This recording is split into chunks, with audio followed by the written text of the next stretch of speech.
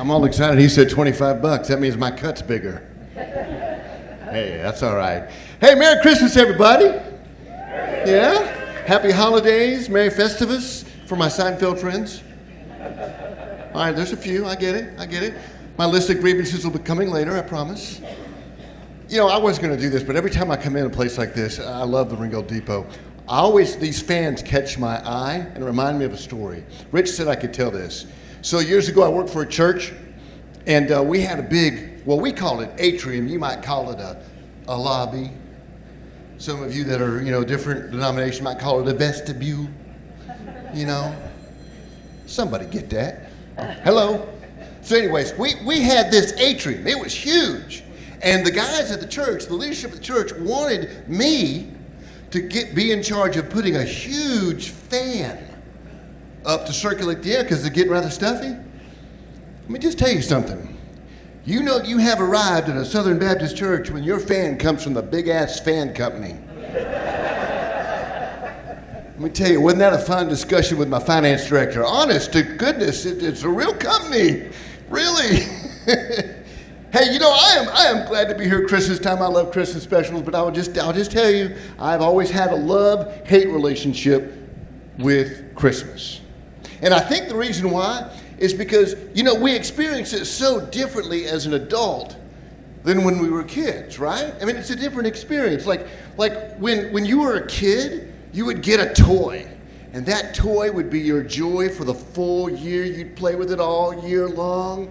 As an adult, you get a toy for your child, and they break it in the first day, and you got to deal with it all year long. And toys these days, they break like within 30 seconds or something like that. When I was a kid, you get the cool toys. In fact, when I was a kid, I got the very first one on my block, an Atari 2600. Yeah. I didn't care if it was on a black and white television. I was playing me some Pac-Man, some Combat. As a dad, you know what I get? Socks and ties. It's a little different. So, now I will say this. A couple years ago, I did get a new phone for Christmas.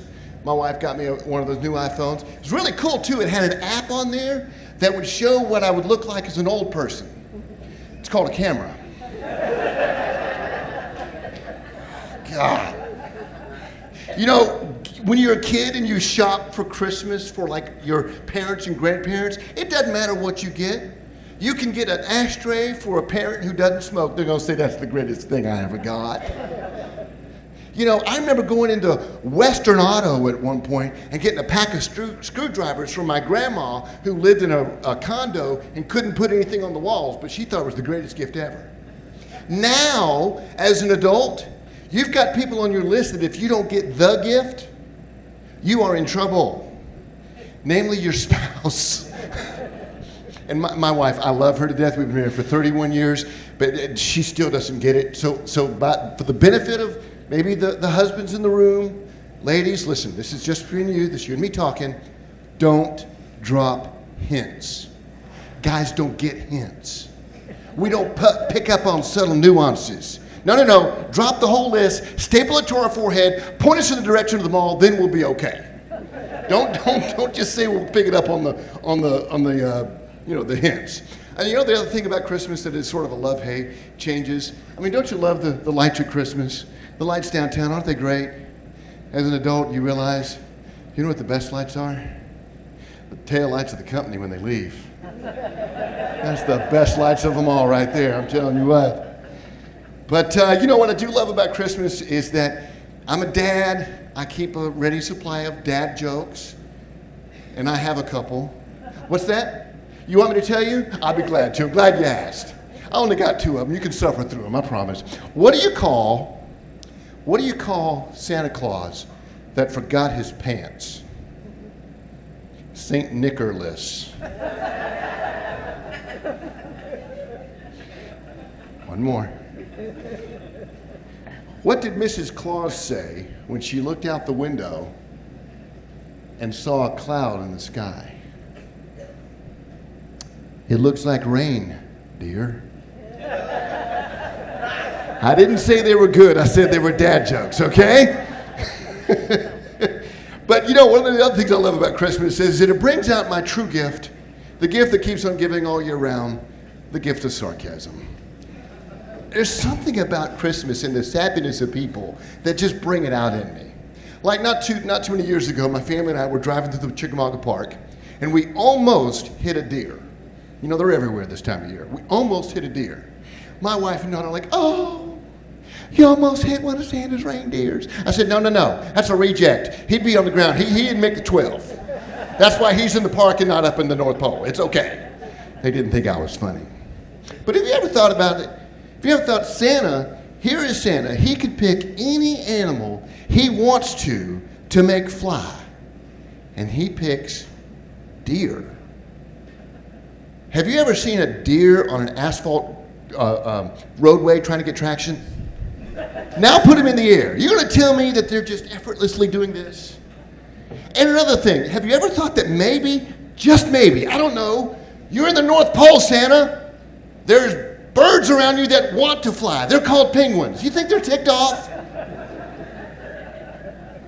I would be. I wanted to fly. Santa, you picked a deer. They're good for eating, not flying. And you know, I used to stop there with that joke, but then I had an episode, or I watched an episode of WKRP, so now I got to include turkeys. I mean, they want to fly too, right? I mean, seriously. No, you see, my goal for Christmas this year is pretty simple. I want a Christmas that doesn't suck. Christmas for us has really pretty much been the pitch for the last several years. 3 years ago, I was sick in the hospital with COVID. You remember when that was going around? 2 years ago, we lost my mother-in-law right before Christmas. Last year, right before Christmas, I broke my leg. And it wasn't in the cool way. It's not like I was skydiving naked. What? I wasn't rappelling off of El Capitan. No. I was riding a bike. I'm sorry. I was riding a bicycle. But not just any bicycle. I was riding what you call a stand-up bicycle. You might know it as an elliptical. I know it now as an agent of death. Take an elliptical that you see in, you know, your favorite workout place. I can see many of you frequent those very often. Put wheels on it, and then put an idiot on top. That was the disaster that awaited for me. It went this way. I went that way. I peg-legged this leg. I shattered my fibula and broke the tip of my tibia a little over a year ago. There were two things that were going through my head as I was going through the air. One was, this is going to hurt. It did. And the other one was, so anyways. I'm lying there on the ground, on the side of the road actually. My bottom part of my leg is going this way. There are words and combination of words that were coming to my brain that I wanted to say out loud. I didn't even know they went together. But you know, the only thing that was coming out of my mouth, that was it. That was it. You might call that the Holy Spirit. I call that a demon leaving the body because it was pain. You know you're in bad shape. Through all the confusion, the 911 is called. The paramedic gets out of the ambulance, and this is the first thing that I hear him say. Oh, dude.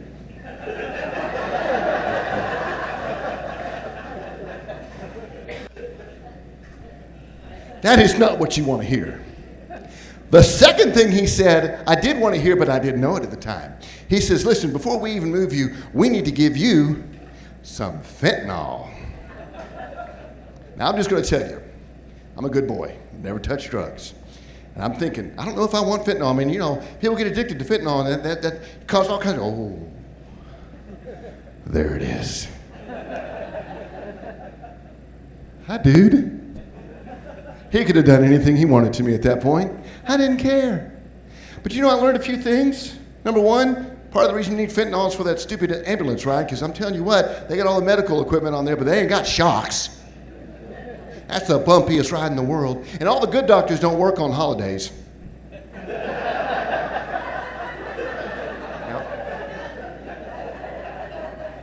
I'm in the emergency room, and I swear that doctor's going, A, appendix, B, broken bones, let's see. But you know, I will tell you this, they gave me some great drugs, because I was in Florida when it happened, and I had to travel back 2 days in the back of a car. And they gave me some drugs. The doctor says, listen, you're not going to remember much about the trip home, but that's a good thing. But let me tell you, you've not experienced Buc-ee's till you've done it on painkillers. Yeah. Them bathrooms were extra shiny that day. Wow. They kept hollering out fresh beef. I was like, here I am. So my goal this year, having a non-sucky Christmas, is in question already. I got a call about a week ago. My daughter's boyfriend wants to talk with me. Yeah. I know what's coming. We enter the season that every man that's ever walked before me knows. Wedding season. Where your opinion doesn't matter, but your checkbook does. Yeah. You know, in fact, I have a feeling that I'm going to finally get an inkling of what it's like for my dad. Follow me here. My dad has been married 66 years to my mom. When he decided that he was going to propose, that was the last decision he ever made. Everything else she's made for him. So I have a feeling I'm about to know that pretty well. I'll let y'all know. Follow me down at Caffeine Addicts. I'll keep you updated. You know, the thing is, though, the thing that I love most about Christmas is there's a particular movie that we watch every year. Christmas Vacation. Love that movie. I quote that movie. Every time I see Christmas lights, is your house on 5 o'clock? You know, say the blessing, I pledge allegiance to the flag. You know, I love it. My favorite scene in the world is when he's having the meltdown scene there in the foyer, and he calls for the Tylenol at the end. There's words he says, there's things he says, and I'm loving it. My mom and dad bought it for me one year for Christmas because they knew I liked the movie, but they knew nothing about it. So we decided one Christmas afternoon we were going to watch it. We get to that scene, I'm laughing, I'm carried on, I rewind it, watch it again, laughing, rewind it, watch it again. I look over at my mom and she's like, my dad's looking at my mom to figure out how he's supposed to feel about it. Yeah, we stopped it and did it on something else. The funniest thing that ever happened to me or I've ever been a part of in my life happened at Christmas time. So, you ever get together with friends at Christmas and you know, you get this whole party thing going on? We arrive at these people's houses and the woman is like trying to hold back laughter from the moment that she sees us. She's like, hey, how y'all doing? We're like, what's the funny? She goes, I'll tell you later. I'm thinking, this has got to be a good story because the build-up is getting pretty big. All through dinner time, she's eating her meal and she's I'm like, what is so funny? Finally, after the dinner, she says, well, this is probably too much information, but today was my annual visit with the woman doctor. This is not the kind of story I thought it was going to be. She says, yeah, but I woke up a little late this morning. Appointment was first thing in the morning, and I got a shower, got all cleaned up. You know, you want to be, you're fresh when you're there. Like, okay, I'm following you, tracking with you. She goes, the last thing I did was I grabbed my body spray, and I went, shh. I said, you went just like that? She goes, yes. I said, okay. She says, I get to the doctor's office. I get undressed. I get my little, paper gown on. I get up there in the stirrups, and I look down, and oh no, it wasn't body spray. It was body glitter. She says, what do I do at that point? I'm beginning to sweat. It's running off of me in places that shouldn't sweat. And I'm thinking, what did you do? What did you do? She said, I couldn't do anything. Suddenly the doctor walks in the door. After making small talk, he goes over and he lifts up the gown. He takes one look down and goes, festive.